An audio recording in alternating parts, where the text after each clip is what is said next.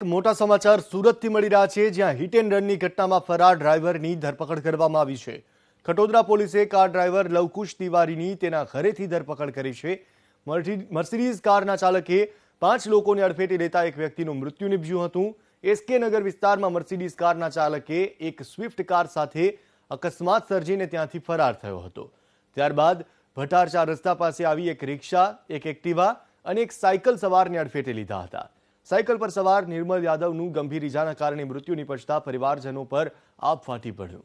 નિર્મલ યાદવના નિધનથી 3 સંતાનોએ પિતાની છત્રછાયા ગુમાવવાનો વારો આવ્યો.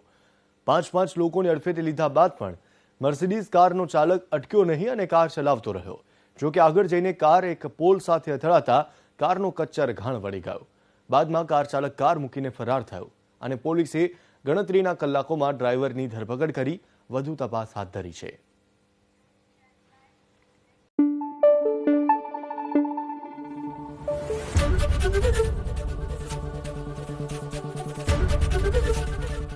એબીપી અસ્મિતા, ગુજરાતની અસ્મિતા.